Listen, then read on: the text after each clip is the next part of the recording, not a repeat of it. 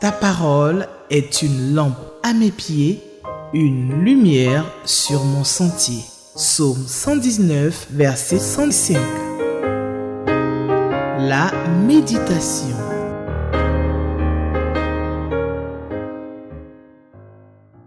Téléspectateurs d'Espérance TV, je vous salue dans le merveilleux nom de Jésus-Christ, le Fils du Dieu vivant.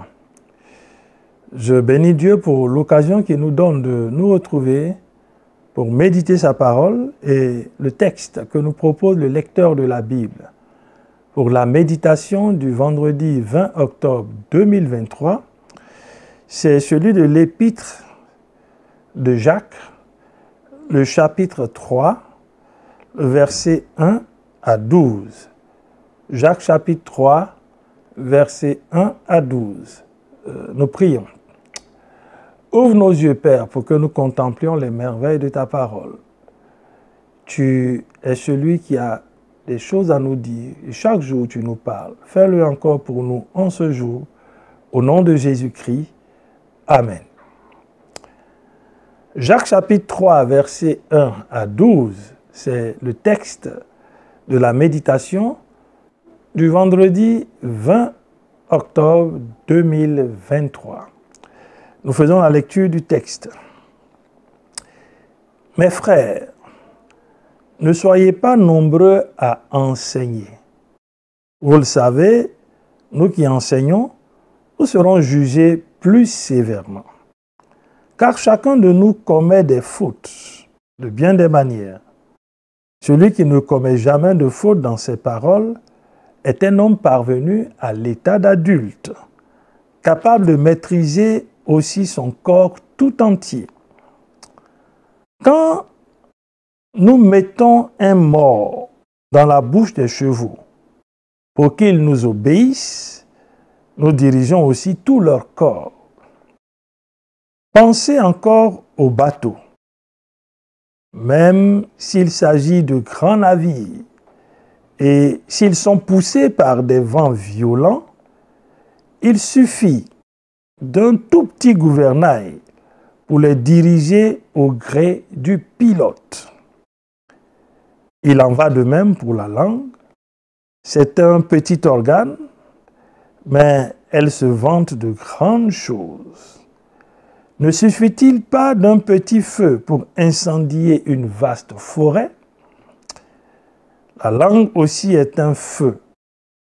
C'est tout un monde de mal.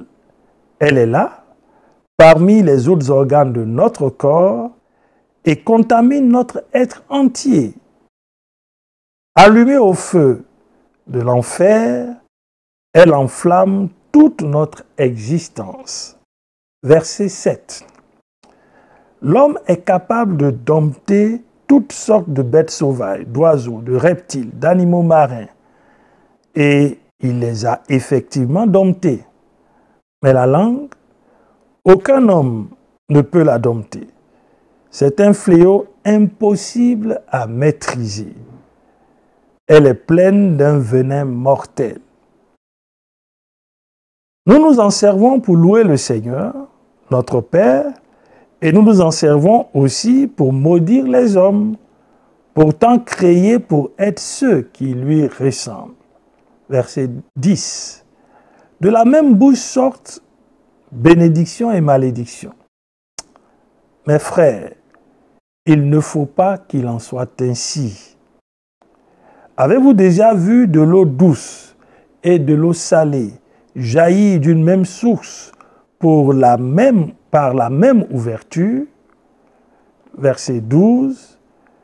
Un figuier, mes frères, peut-il porter des olives ou une vigne des figues? Une source salée ne peut pas non plus donner de l'eau douce. Amen.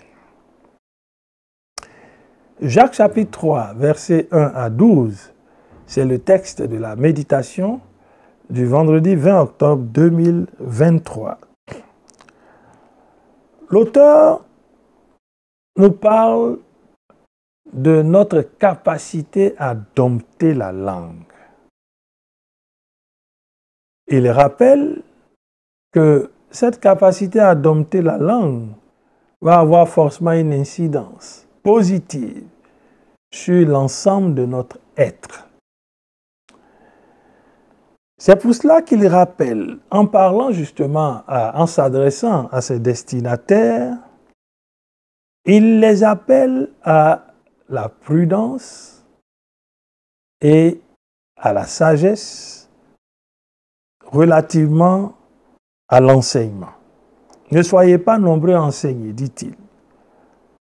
Nous qui enseignons, nous serons jugés plus sévèrement.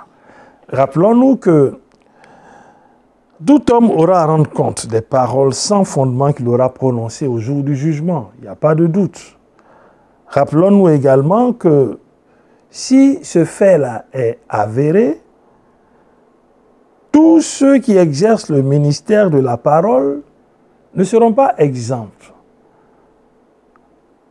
Le contexte de ce texte montre bien qu'il y avait une sorte de prolifération de faux enseignements et de faux enseignants. Jésus a d'ailleurs averti les spécialistes de la loi, les scribes, les docteurs, parce que leurs enseignements n'étaient pas conformes à la vérité de l'Évangile. Et donc Jacques nous rappelle que nous devons faire attention.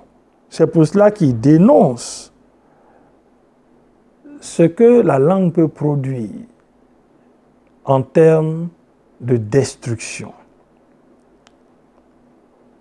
Il est évident que chacun de nous, et Jacques le dit, nous commettons des fautes parce que nous ne sommes pas parfaits.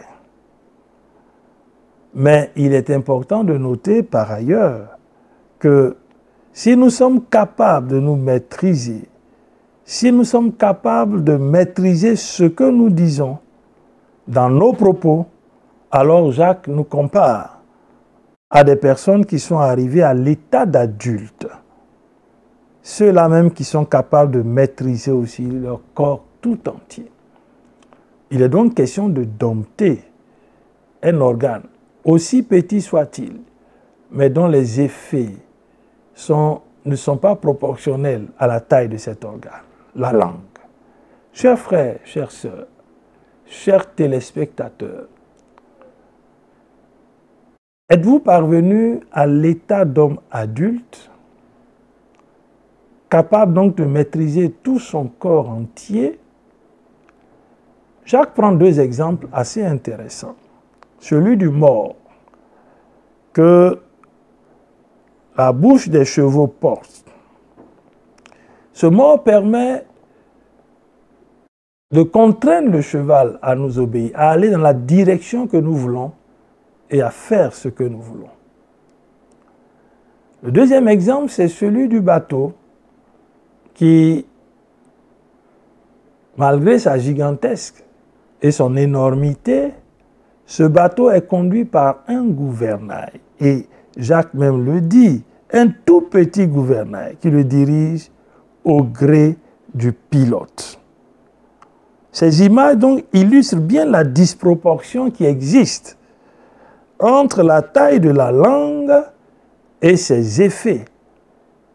Et Jacques aborde justement la question, la langue. C'est un petit organe, dit-il, mais elle se vante de grandes choses. Ne suffit-il pas d'un petit feu pour incendier une vaste forêt?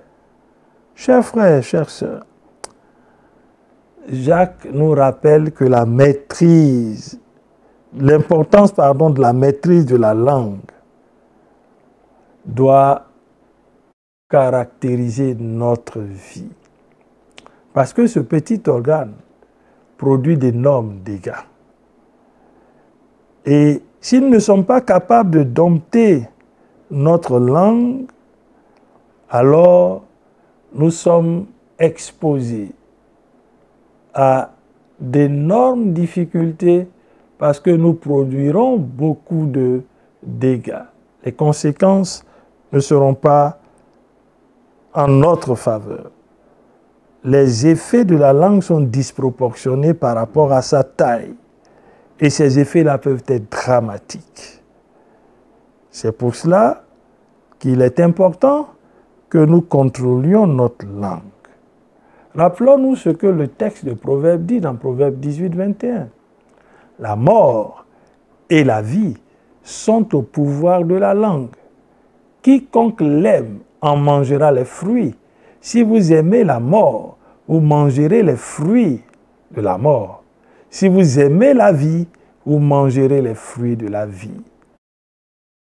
Et cela est déterminé par la langue. En d'autres termes, ce que nous disons nous expose à des conséquences, soit négatives si ce que nous disons est mauvais, soit positives si ce que nous disons est bien, est bon. Chers frères, chères sœurs, comment utilisons-nous cette langue que Dieu nous a donnée? Dieu ne s'est pas trompé en la donnant. Il nous l'a donnée pour un usage qui doit être conforme à sa parole. C'est pour cela que Jacques nous rappelle que nous ne pouvons pas nous servir de cette langue pour louer le Seigneur notre Père et nous en servir pour maudire les hommes. Alors que ces hommes ont été créés à la ressemblance de notre Dieu. Comment utilises-tu ta langue? Es-tu de ceux qui l'utilisent pour louer le Seigneur et pour maudire les hommes? Ce n'est pas à cela que Dieu nous appelle. De notre bouche sortent des bénédictions et de la même bouche des malédictions. Apparemment, ça ne devrait pas être le cas, d'autant plus que Jacques nous dit et il nous interpelle et nous pose une question. Avez-vous vu de l'eau douce et de l'eau salée jaillir d'une même source, par la même ouverture? Cette question, elle est capitale, chers frères, chères sœurs. Pour nous, en ce jour, cette question est capitale. Elle nous permet de jauger et de juger notre vie, notre conduite et plus que tout, nos paroles. Nos paroles. Nos paroles produisent-elles la vie? Nos paroles sortent-elles d'une source de vie?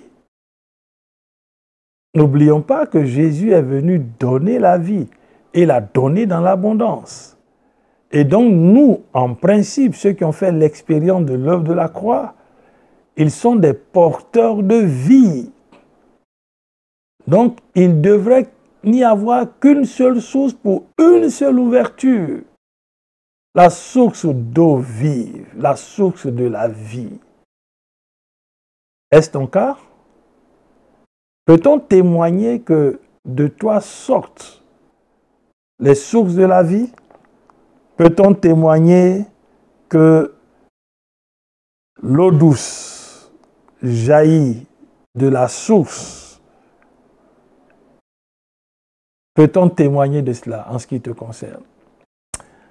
L'apôtre Jacques nous met devant une situation qui devrait nous permettre de faire une sorte de point de mea culpa. Regarde, sonde et vois. C'est ce que le psalmiste dit à Dieu dans le psaume 139, les vers 23, 24. Il dit à Dieu, sonde-moi, ô Dieu, regarde, connais mes pensées, regarde si je suis sur une mauvaise voie et conduis-moi sur la voie de l'éternité. C'est au fruit qu'on reconnaît l'arbre. Peut-on reconnaître par tes fruits que tu es un arbre de qualité alimenté par la source qu'est l'Esprit de Dieu?